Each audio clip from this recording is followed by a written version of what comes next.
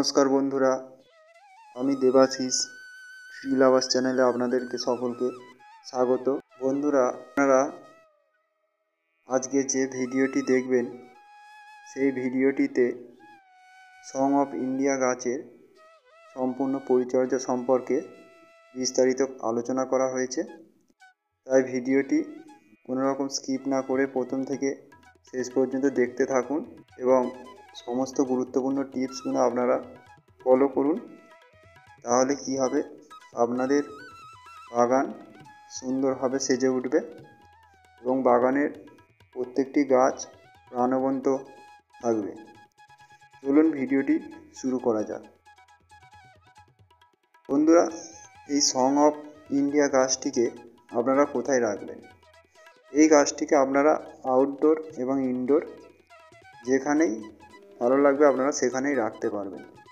তবে বন্ধুরা, এই গাছটিকে যদি আপনারা আউটডোরে রাখেন তাহলে কিন্তু বৃষ্টির জল যাতে গাছের গোড়ায় জমে গাছের কোনো রকমের ক্ষতি না হয় সেদিকে আপনাদের নজর রাখতে হবে। এবং বন্ধুরা, এই সং অফ ইন্ডিয়া গাছকে যদি আপনারা ইনডোরে রাখেন তাহলে এমন প্লেসে রাখতে হবে যেখানে পর্যাপ্ত পরিমাণে আলো বাতাস পায়, তাহলে কিন্তু গাছটি খুব সুন্দরভাবে থাকবে। আর বন্ধুরা, আপনারা দেখতে পাচ্ছেন আমার এই গাছটি গ্রো ব্যাগের মধ্যে রয়েছে এবং এর পরিচর্যা খুবই কম।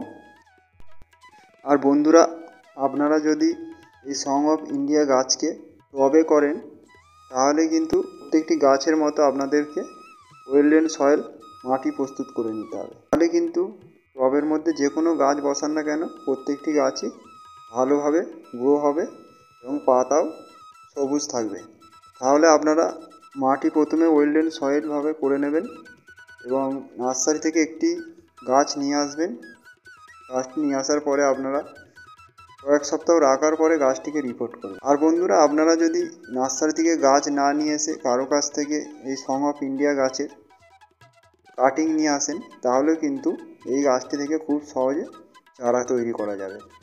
সবথেকে ভালো হয় যদি আপনারা বর্ষাকালে এই সং অফ ইন্ডিয়ার কাটিং নিয়ে এসে কিছুটা রুটিং হরমোন লাগিয়ে বালিতে কিংবা সাধারণ মাটিতে সেটিকে লাগিয়ে দেন, তাহলে কিন্তু কয়েক সপ্তাহের মধ্যে সুন্দরভাবে শেকড় বিরোতে সক্ষম হবে এবং গাছটি বাড়তে থাকবে। তাই আপনাদের সুবিধা মতো পদ্ধতি অবলম্বন করবেন এবং গাছটিকে রিপোর্ট করার পরে আপনারা এমন জায়গায় রাখবেন যেখানে দিনে পর্যাপ্ত পরিমাণে রোদ্দুর আসে। তবে আপনাদেরকে নজর রাখতে হবে গ্রীষ্মকালের প্রচণ্ড রোদে গাছটি কিন্তু ধার বরাবর পুড়তে থাকে। তাই আপনারা চেষ্টা করবেন গাছটিকে গ্রীষ্মকালে টানা রোদ্দুরে না রেখে কিছুটা সেমি শেডের মধ্যে রাখার, তাহলে কিন্তু গাছটি খুব ভালো থাকবে। এবং বন্ধুরা, মাঝের মধ্যে এই সং অফ ইন্ডিয়া গাছটিকে আপনারা মিশ্র সার ইউজ করবেন এবং ক্যালসিয়াম জাতীয় সার হলে খুব ভালো হয়, কারণ এই গাছটি ক্যালসিয়াম জাতীয় সার খুব পছন্দ করে। তবে আপনারা ভার্মি কম্পোস্টটা অবশ্যই এই গাছের পক্ষে ব্যবহার করবেন। আর বন্ধুরা, আমার কাছে এই গাছটি আছে, দেখতে পাচ্ছেন গাছটি অত্যন্ত সুন্দর এবং গাছটিকে আমি প্রুনিং করেছি, যার কারণে কি হয়েছে গাছের গোড়া থেকে অসংখ্য ব্রাঞ্চ বেরিয়েছে। তাই আপনারাও কিন্তু এই গাছটিকে প্রুনিং করবেন, তাহলে কি হবে গাছে অসংখ্য ব্রাঞ্চ আসবে এবং বন্ধুরা, গাছটি যত ঝোপালো হবে তত গাছটিকে দেখতে সুন্দর লাগবে। আর বন্ধুরা, আপনারা গাছকে যদি ভালো রাখতে চান তাহলে অবশ্যই আপনাদেরকে গাছের মধ্যে ঠান্ডা জলে স্প্রে করতে হবে। বিশেষ করে গ্রীষ্মকালে অবশ্যই এটা করতে হবে, তাহলে কি হবে গাছ ভালো থাকবে এবং গাছে রোগ পোকার আক্রমণ কম হবে। আর বন্ধুরা, আপনারা এই সং অফ ইন্ডিয়া গাছে মাঝের মধ্যে আপনাদের হাতের কাছে যে কীটনাশক থাকবে সেটি ইউজ করতে পারেন। আমি সবসময় বলি আপনারা অর্গানিকভাবে নিম তেল ইউজ করবেন, তাহলে গাছে পোকামাকড় আক্রমণ হবে না। আর আমার কাছে বন্ধুরা এই গাছটি রয়েছে, এতে কোনো রকমের পোকামাকড়ের আক্রমণ হয়নি, তাই আমি কোনো রকম কীটনাশক ব্যবহার করিনি গাছটিতে।